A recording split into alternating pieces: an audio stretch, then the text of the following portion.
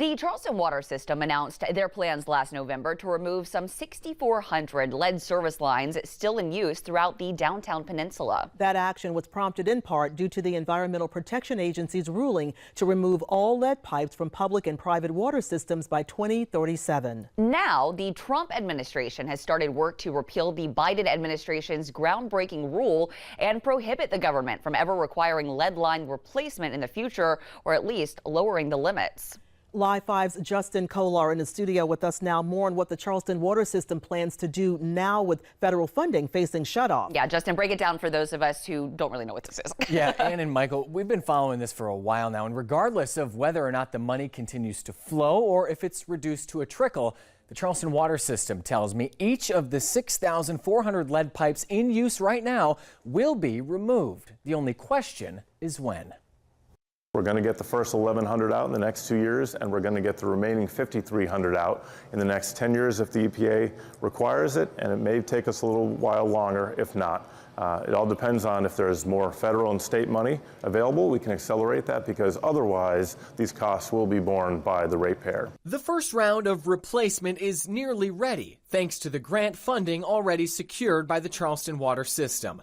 1,100 consent letters just like this are hitting mailboxes today. The first 1,100 that we're going to take out are in economically disadvantaged census tracts that really are all over the peninsula and up into the neck into North Charleston. We don't exactly know definitively where we're going to begin because a lot of people are still enrolling to participate now, but that's the more people enroll, the more that's going to allow us to engineer the project and choose what neighborhoods start first.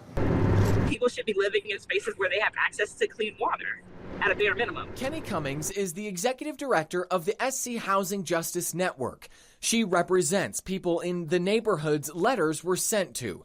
She and 10 others are heading to Washington, D.C. right now to tell elected officials why every pipe needs to be replaced. I mean, we're talking about a public health and a public safety reality. So we know the impacts of lead on people, on elders, on children. Charleston Water System's Mike Saya says regardless of what your pipes are made of, the water flowing through them is lead-free if used regularly. In the last year or so, we've done about 6,000 tests where people have had us test their water, and almost 97% of those have come back non-detect. But when regulations pop up like this, we know it's for the consumer protection, it's for the community's good. And so we're absolutely committed to meeting each and every regulation that comes our way. The regulatory battle has reached a boiling point as regulation remains under fire from Republicans and House Joint Resolution 18, which outlines congressional disapproval of the EPA's rule regarding national primary drinking water regulations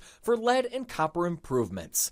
It's the first step in repealing them completely. If these guidelines are for the community's good, is relaxing them not? Relaxing regulation that provides consumer protection is never a good idea. Unless the science is flawed. We don't believe it is in the case with lead and copper. And so we're committed to getting the lead out, whether the regulation is there or not.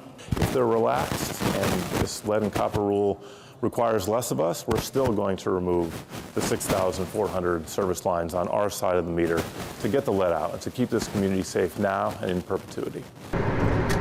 Committed to making a difference, even if it means driving all day to keep your drinking water safe. Every one of these folks have taken off from work or some level of responsibility to be in this space, and they come into this space not just representing themselves, but people beyond themselves. They know that everyone can't come to a state house, everyone can't go to the Capitol, but we all need to live in the reality that this is ours. This is our country.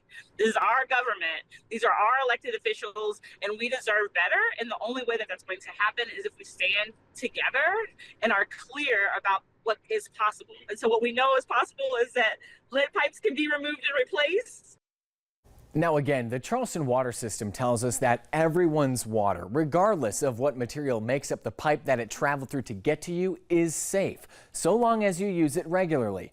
Now we explain the science behind that on our website, so be sure to look out for this story on live5news.com, where we'll also provide you with the latest updates on this issue as they develop. In the studio, I'm Justin Kolar.